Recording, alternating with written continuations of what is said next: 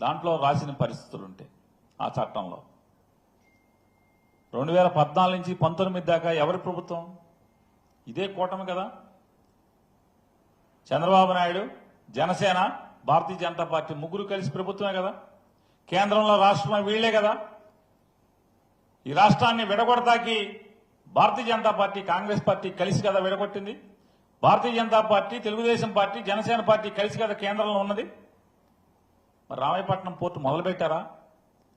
5 ఏళ్లు 2014 నుంచి 19 దాకా కనీసం రామాయపట్నం పోర్టు ఊసెత్తలేదు.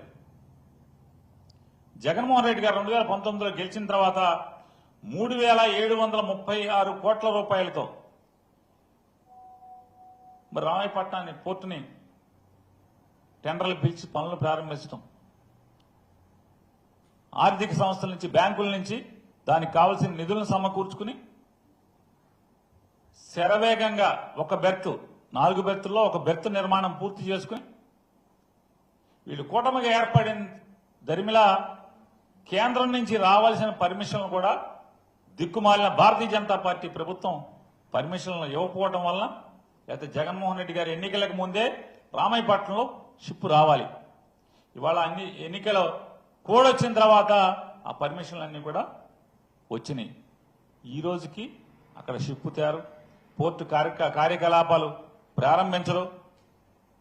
ఇవాళ రామాయపట్నం పోర్టు వ్యాపార లావాదేవీలకి, షిప్పులు రావటానికి అన్ని రకాల అనుమతులు, నిర్మాణాలు పూర్తయినప్పటికీ కూడా రామాయపట్నం పోర్టుని ఓపెన్ చేయరు, ప్రారంభించరు. దానిలో వ్యాపార లావాదేవీలు, కార్యకలాపాలు ప్రారంభించరు. మచిలీపట్నం పోర్టు ఉంది. మచిలీపట్నం పోర్టు అదొక చారిత్రాత్మక ప్రజల ఆకాంక్ష. దశాబ్దాలుగా మచిలీపట్నంలో పోర్టు నిర్మాణం చేయాలి అని కృష్ణా జిల్లా వాసులందరూ కూడా అనేక సంవత్సరాలుగా ఆకాంక్షిస్తుంటే, ఈ సుదీర్ఘకాల ఆకాంక్ష అయినటువంటి బందరు పోర్టుని రాజశేఖర రెడ్డి గారు ముఖ్యమంత్రి అయిన తర్వాత దానికి కావలసినటువంటి అన్ని రకాల అనుమతులు తీసుకొచ్చి టెండర్లు పిలిచి ఆ పనులు ప్రారంభోత్సవ శంకుస్థాపన చేయటం, తర్వాత ఆయన మరణం, ఆకస్మిక మరణం, రాజశేఖర రెడ్డి గారి యొక్క ఆకస్మిక మరణంతో బందరు పోర్టు నిర్మాణం ఆగిపోవటం, ఆ తర్వాత రాజశేఖర రెడ్డి గారి మరణం తర్వాత లేదా జగన్మోహన్ రెడ్డి గారు ముఖ్యమంత్రిగా అయ్యే ముందున్నటువంటి పాలకులందరి యొక్క దుర్మార్గపు నిర్లక్ష్యంతో బందరు పోర్టు ఎక్కడ వేసిన గొంగళి అక్కడే ఉన్న పరిస్థితిలో ఉంటే, ఇవాళ జగన్మోహన్ రెడ్డి గారు ముఖ్యమంత్రి అయిన తర్వాత చంద్రబాబు నాయుడు గారిని ఎన్నికల్లో చెప్పాడు, నేను బందరుకి షిప్ తెస్తాను, 6 మాసాల్లో పోర్టు కడతానని చెప్పాడు. 6 మాసాల సంగతి దేవుడెరుగు. 22 గ్రామాలు ఖాళీ చేసి 33,000 ఎకరాలు పొలం, రైతుల పొలం లాక్కునే ప్రయత్నం చేసిన పరిస్థితి. చివరికి ప్రజలు తిరగబడి పోరాటం చేయాల్సిన పరిస్థితి. పోర్టు కట్టకపోగా, అంటే అసలుకే ఎసరు పెడితే మొత్తం అందరు ఆస్తులు లాక్కుంటే మాకు పోర్టు వద్దులే అని చెప్పని అంటారని అనుకున్నాడా, లేదా ప్రజల ఆస్తిని దోచుకుందాం అనుకున్నారా? 22 గ్రామాలు ఖాళీ చేసి 33,000 ఎకరాలు ఇవ్వాలని చెప్పని ఇవన్నీ కూడా బలవంతపు భూసేకరణ కింద 2015 ఆగస్టు 31వ తారీఖున అర్ధరాత్రి నోటిఫికేషన్లు ఇచ్చిన పరిస్థితుల్లో అక్కడి నుంచి దాన్ని మూలపడేస్తే జగన్మోహన్ రెడ్డి గారు వచ్చి బందర్ పోర్టు నిర్మాణానికి 5,156 కోట్ల రూపాయలతో బందర్ పోర్టు నిర్మాణాన్ని ప్రారంభించి ఇప్పటికీ 50% పోర్టు పనులు, బ్రేక్ వాటర్స్ పూర్తయినాయి, బెర్తుల నిర్మాణం శరవేగంగా జరుగుతుంది, అలాగే డ్రెడ్జింగ్ వర్క్ జరుగుతుంది.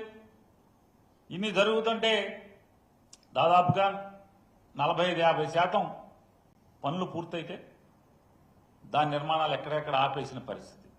అలాగే అత్యంత వెనుకబాటుతనం కలిగినటువంటి, ఆర్థికంగా అత్యంత వెనుకబాటుతనం కలిగినటువంటి శ్రీకాకుళం జిల్లాలో మూలపేట అనే ప్రాంతంలో పోర్టు నిర్మాణం, ఆ పోర్టు జగన్మోహన్ రెడ్డి గారు ప్రారంభించారు. ఆ పోర్టు నిర్మాణం అనేది శ్రీకాకుళం జిల్లాకే ఒక గొప్ప మణిహారంగా రూపుదాల్చుతున్న పరిస్థితిలో అది 4,360 కోట్ల రూపాయలతో జగన్మోహన్ రెడ్డి గారి ప్రభుత్వం ప్రారంభిస్తే దాన్ని కూడా పనులు నిలుపుదల చేసి ఇవాళ చంద్రబాబు నాయుడు ప్రభుత్వం, కూటమి ప్రభుత్వం ఏం చేస్తున్నాయంటే జగన్మోహన్ రెడ్డి గారు సృష్టించినటువంటి సంపద మొత్తాన్ని దోచుకునేటువంటి పరిస్థితుల్లో ఇవాళ టెండర్లు పిలిచిన పరిస్థితి. ఆల్రెడీ జగన్మోహన్ రెడ్డి గారి ప్రభుత్వం ప్రజల ఆస్తిగా, ఇది ఆంధ్ర రాష్ట్ర సంపదగా 3 పోర్టుల నిర్మాణాన్ని 3 ఆర్థిక సంస్థల ద్వారా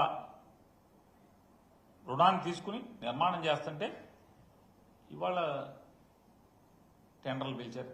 expression of interest. Andhra Pradesh maritime board, government of Andhra Pradesh, India. Expression of interest from potential applicants for construction, development, operation and maintenance of ports in Andhra Pradesh. 3 పోర్టులు. ఈ రకం 3 పోర్టులు అంటే ఒక పక్కన నిర్మాణాన్ని మొత్తాన్ని